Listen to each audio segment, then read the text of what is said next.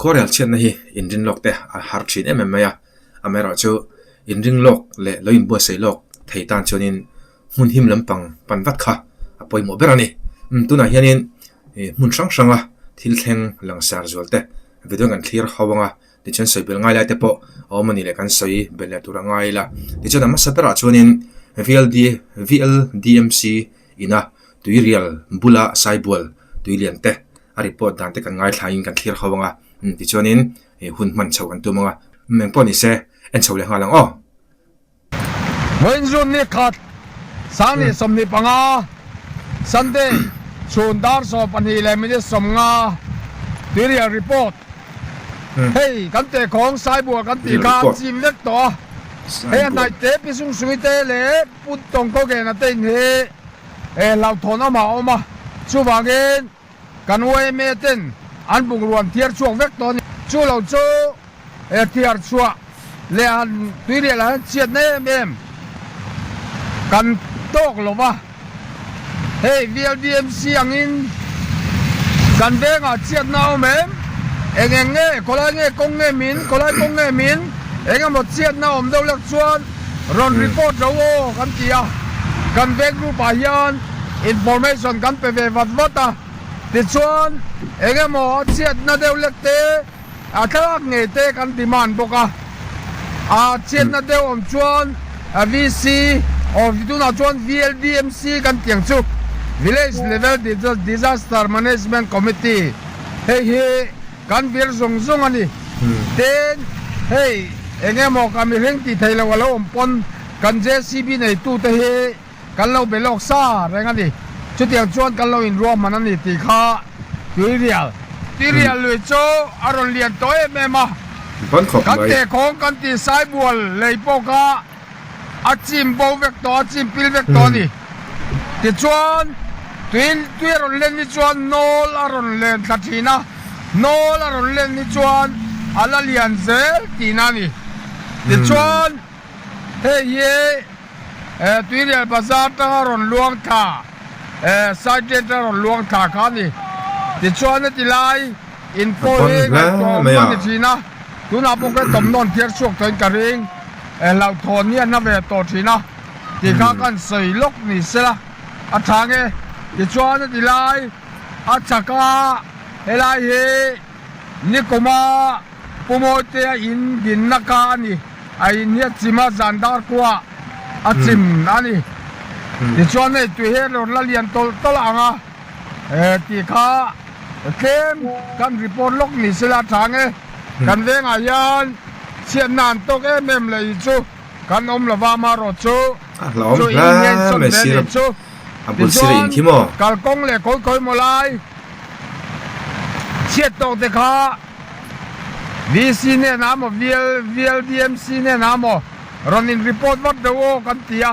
chutiang chuan information kan in pevereng ani ti kha kan sei ni sela thange ten hey tui pon le tui pong ti kha tui pong ti le tui pon ti choi nang reng mar ton yan tia maro cho mi zo ta chuan tui pon kan ti ve tlat ani ti kha kan sei ni sela tui pon kan ti he cho zual zel na sa zual zel soinani entinan ipan na puna ni mo ipan chuma pun na sabe ite apun lun tol mai ti te khan khalaya pun kha kan zumang ani ti kha kan sei ni sela pung modified form ani lo ti kha kan sei le lok ani mizo tong kalma chuan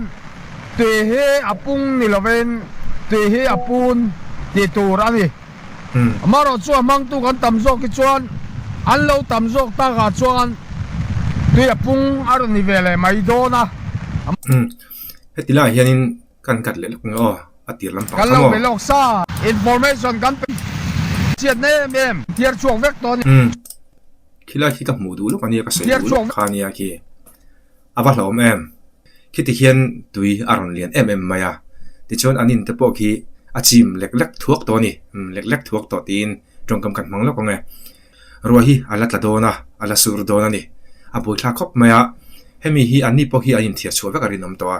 ti hian ruwa hi la tlak zel don chuanin khimin pok hi a chim lawang ti po soi thei to lo ni khatiang kha ni a ma hun eng ma hret si lawa ti hian chol mang lawa ala sol so zel chuan a chim nge nge yang ti kha hring ril ruwa chen om lo thei lawa a chim mang ti po om khop maya khatiang khan VLDMC ina report aron pek kha ni a ti chuan hemi zo hianin zong tui thil thleng kan en nga langa eden trafil chaklam pang min te le pulai chaya an ti nge chumi te komthlang leimin thing hnol awanga karen asuta apuak te asote kan en chawanga ti chuanin walbeng lampang te pusi lal thamuana saberaka ka khong kai kan ti mi ka tiang chi thleng te kha kan an chawdon ani vedo hi toite te la khomani a men poni se zong tui thil thleng toite kan en photang helai in te a hian vai mistri le helper pakhatan oma puwan la piang mo piang pe a main hey khi lai tam khian khi la tang khi na ti khi nga tam khian a lungpo lo in ban mong kha aron lum tha an in a deng popa hey an khum ma tak vai lo tan soi dan son amal le ta thei mit a bung ve ven tia ni se ti ri le eng lo pak ole tuna khan zong tui thil thleng tin karon soya sairang rot thil thleng rap phlak ti zok tur o ha a bung an tia ti so rap tha kan ti le mai hei an phone po angai ngai in an lakal sanani yang hian nia arap tha kan amal le ake rek angala changana bung an tian panin vai soyani so an soi thiam lo wange ka thelo hai khalai te kan tunon le lo ngo abung an tia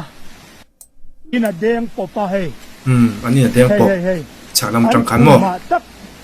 vai lo tan soi dan son amal le ta thei mit abung ve ven tiani se tiri le ara plak ti ra u mystery pa kha abung an tia ti so rap tha kan ti le mai hei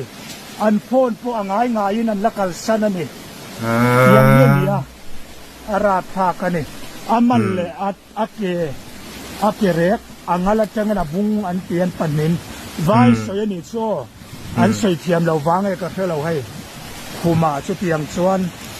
helaya kan khiat mia lo har sanan lo to ko sai rang lampang eden thar veng khen khang ma khet kha ania khulam khu chuan hi lampang khi bong kon 407 sitan hemi chak lo ka ta ni ki chuan a bula lui korom ta chuan hemi thang lo ka hian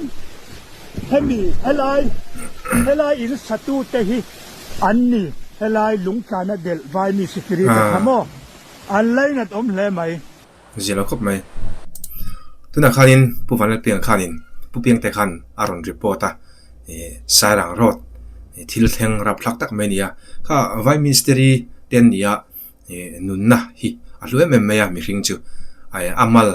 atliaka akerek lama potliak tin aron report ani kan soi tong khanin nichina khi ta ti khamo he ta ti kha khata tanga thing ron tlu nge ronin kho niom takania azelo tak zatani ti chonin tuna kan mu hi zuang tui thil thleng ania enge ni leimin hian motor te dangami khatiang kha ania kanan chole photang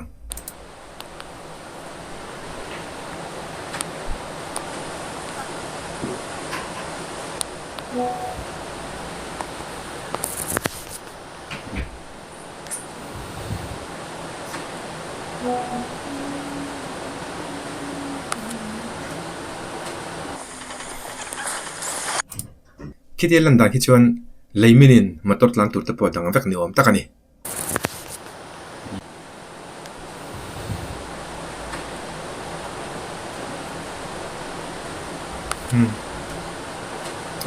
khai minna sa khop mai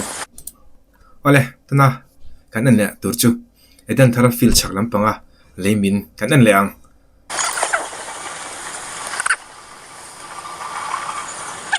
ni tale hek mai lại hiện nịp vách nịp vách yang ạ buổi thạc ta cái này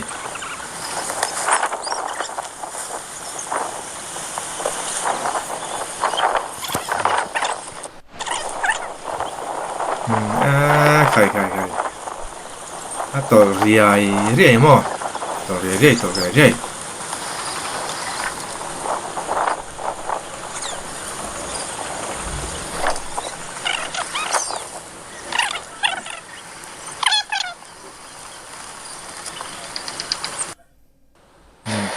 tuna kan thil an hi kan video an hi toy te ten lor khom ani a kan that lang thau donia ti chun tuna kan mu hi pulai chaya an tia a kom thlang leitol minin electric shui current shui velte azuk nol deu niom takani a track na sakhop maya kan an chawleang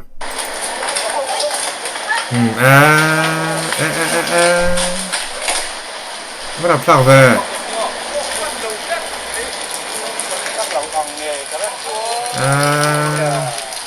zero thiên khao kan en non thale chinang o toy te in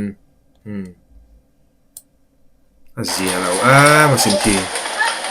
a poile tu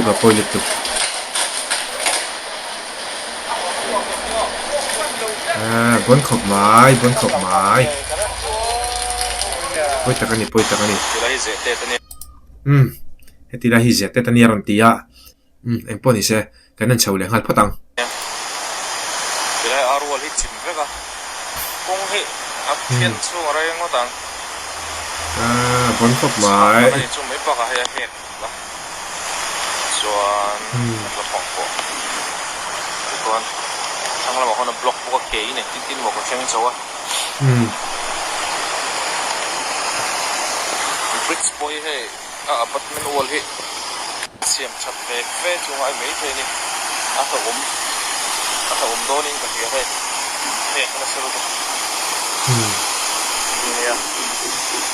se chip kal na kong po hi atang mai don lo ka thei hi puru to at sakla ma ne tinge o nge condition se turing atang thei ni box no hey kanan mo na thlen ma chi akhan a phui ne tuk le minama kan sala electric ban so kan in lon na bula ding khania acha ke lorian sia tuna kan mu khi pusila thamwana te in bulania ki saberaka ka khong kai kan tiang chi khamo khami khania bon thit khop mai pusila thamwana khom in bula tanga tun maya saberaka khong kai na le ron na tha khani he kalkong hi sirdum hi ani ai tian ai ni ang tin ai veng fa ho e ga ma ja chuan kan han khoi do na so tilam juali dor kot lam theng so kon lang so a tikhan rasur cholai thelewina a thlen lor khom ani a comment section a khanin kan ngai dan te kan ril rom te kha